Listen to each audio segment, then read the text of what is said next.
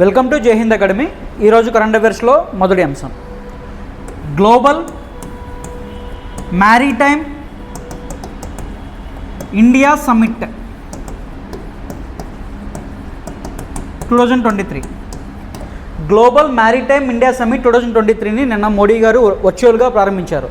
దానిలో భాగంగా ఏంటంటే మనం G20 సమావేశాల్లో ఒక పారిశ్రామిక కారిడార్ని ఒకటిని ఆమోదించాం. అదేంటంటే India Middle East Europe economic corridor అనమాట. India Middle East Europe economic corridor ఏదైతే లాంచ్ చేసామో గ్లోబల్ మ్యారిటైమ్ ఇండియాలో సమ్మిట్లో భాగంగా నరేంద్ర మోడీ గారు చెప్తారనమాట. ఏదైతే India Middle East Europe economic corridor వల్ల ఏంటంటే మనకి సంబంధించి ట్రాన్స్పోర్ట్ ఫెసిలిటీ కూడా ఎక్కువగా అవుతుంది. తద్వారా ఏంటంటే ఆర్థిక అభివృద్ధి ముందుకు వెళ్తుంది ఈ యొక్క పారిశ్రామిక కారిడార్లో భాగంగా అని చెప్పి నరేంద్ర మోడీ గారు చెప్పారు. అలాగే ఏంటంటే 2047కి సంబంధించి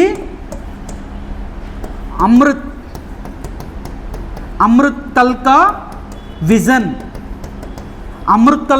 2047 దేని గురించి అంటే బ్లూ ఎకానమీకి సంబంధించి, ఏంటంటే సముద్ర ఉత్పత్తులకు సంబంధించి, సముద్ర రవాణాకి సంబంధించి బ్లూ ఎకానమీని ప్రోత్సహించేందుకు గాను నరేంద్ర మోడీ గారు అమృత్ తల్కా విజన్ 2047ని స్టార్ట్ చేశారు. అలాగే ఈ యొక్క మ్యారిటైమ్ సమ్మిట్లో భాగంగా నరేంద్ర మోడీ గారు 23,000 కోట్ల విలువ చేసే ప్రాజెక్టులకి శంకుస్థాపన వర్చువల్గా ప్రారంభించారు. అలాగే గ్లోబల్ మ్యారిటైమ్ ఇండియా సమ్మిట్ ఎక్కడ జరుగుతుందంటే ముంబైలో జరుగుతుంది. ముంబై. So the news. మరొక అంశం 2040లోగా జాబిలిపైకి భారతీయుడు. ఏంటంటే నరేంద్ర మోడీ గారు నిన్న ఢిల్లీలో ఒక సమావేశం జరిగింది. ఆ సమావేశం దేని గురించి అంటే గగన్యాన్ మిషన్లో భాగంగా ఈ నెల 21వ తారీఖున క్రూ ఎస్కేప్ సిస్టమ్ అని చెప్పి ఒక ప్రయోగాన్ని ఇస్రో చేపట్టబోతుంది. దానిలో భాగంగా ఆ ప్రాజెక్ట్ ఎలా జరుగుతుందని చెప్పి నరేంద్ర మోడీ గారు ఒక హై లెవెల్ మీటింగ్ ఏర్పాటు చేశారు. దానిలో భాగంగా నరేంద్ర మోడీ గారు చెప్పారనమాట 2035 నాటికి సొంత అంతరిక్ష కేంద్రం సొంతగా ఒకటి ఏర్పాటు చేసుకోవాలి. అలాగే 2040 నాటికి భారతీయుని చంద్రునిపైకి పంపాలని చెప్పి లక్ష్యాలుగా పెట్టుకోవాలని చెప్పి ఇస్రో పనిచేయాలని చెప్పారు. అలాగే గగన్యాన్ 3 విజయవంతమైనలో భాగంగా రాబోయే కాలంలో శుక్రుడిపైకి ఆర్బిటర్ని, అలాగే అంగారక గ్రహంపై ల్యాండర్ను పంపే ప్రయోగాలు కూడా చేపట్టాలని చెప్పి నరేంద్ర మోడీ గారు చెప్పారన్నమాట. So the news. మరొక అంశం ఏమిటి ప్రత్యేక వివాహ చట్టం. ఏంటంటే నిన్న నుంచి న్యూస్లో ఉంది. ప్రత్యేక వివాహ చట్టం అనేది న్యూస్లో ఉంది. నిన్న సుప్రీంకోర్టు ఒక కీలక తీర్పు ఇచ్చిందనమాట. స్వలింగ సంపర్కులకు సంబంధించి ఏదైతే వివాహాలు ఏదైతే ఉన్నాయో ఆ వివాహాలకి మేము చట్టబద్ధత కల్పించలేమని చెప్పి సుప్రీంకోర్టు ఒక కీలక తీర్పుని నిన్న వెలువరించిందనమాట. సో ఏంటంటే ఈ ప్రత్యేక వివాహ చట్టమైన చూసుకుందాం. దానికంటే ముందు భారతదేశంలో ఈ యొక్క మతాలకి సంబంధించి ఎన్ని వివాహ చట్టాలు ఉన్నాయంటే ఫస్ట్ హిందూ వివాహ చట్టం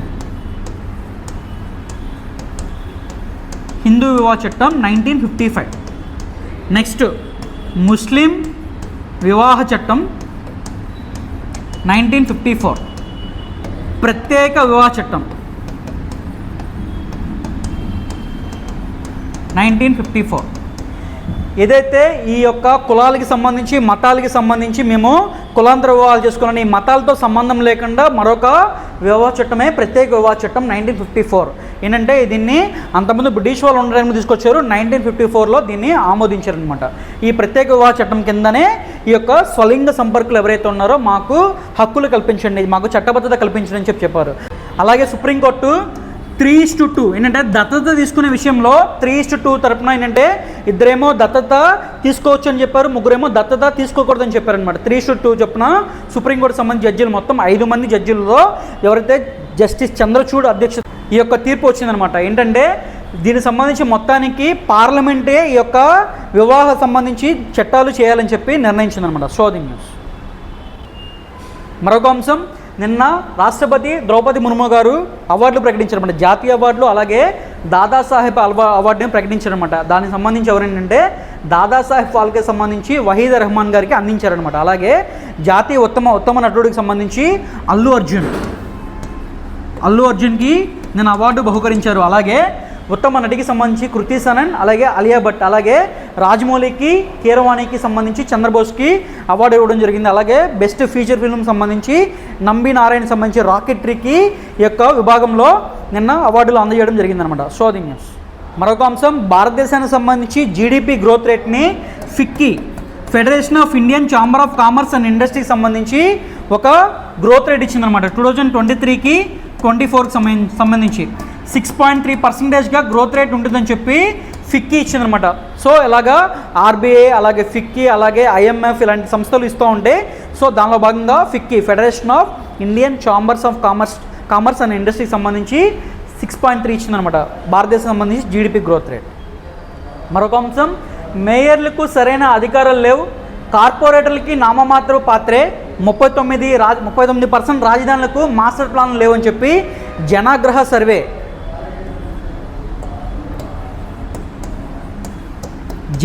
సర్వే న్యూస్లో ఉంది. ఈ జనాగ్రహ సర్వే అనేది ఒక సంస్థ ఈ ఎక్కడుందంటే బెంగళూరులో ఉంటుంది. ఒక మున్సిపల్కి సంబంధించి అడ్మినిస్ట్రేటివ్ సంబంధించి ఒక రిపోర్ట్ రిలీజ్ చేస్తున్నమాట. ఆ రిపోర్టు కేంద్ర మంత్రి అయిన హర్దీప్ సింగ్ పూరి నిన్న రిలీజ్ చేస్తారనమాట.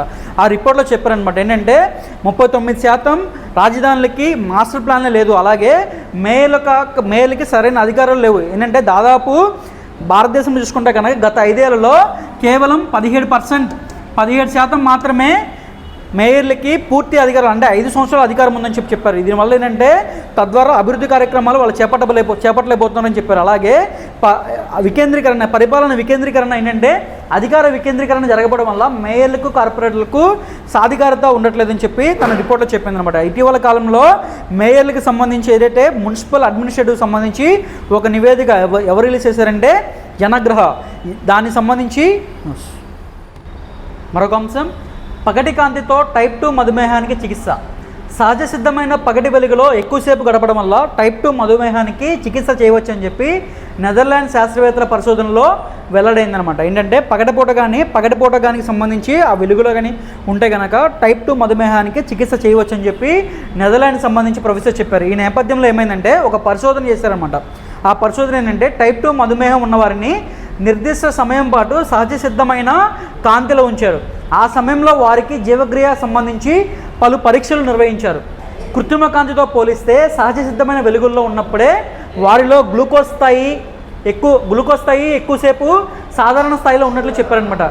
జీవ గడియారానికి సంబంధించి పేర్1 ట్రై1 అనే జన్యువులు సాయపడతాయని చెప్పి శాస్త్రవేత్తలు తెలిపారనమాట. సో ఏంటంటే పగటిపూట కాంతితో టైప్ 2 మధుమేహానికి చికిత్స చేయవచ్చు అని చెప్పి నెదర్లాండ్ పరిశోధకులు చెప్పారనమాట. సో దీని మరొక అంశం, ఇస్రో చైర్మన్ సోమనాథ్కు గౌరవ డాక్టరేట్. ఏంటంటే ఇస్రో చైర్మన్ గారికి ఇటీవల కాలంలో ఎవరు గౌరవ డాక్టరేట్ ఇచ్చారంటే బెంగళూరు యూనివర్సిటీ.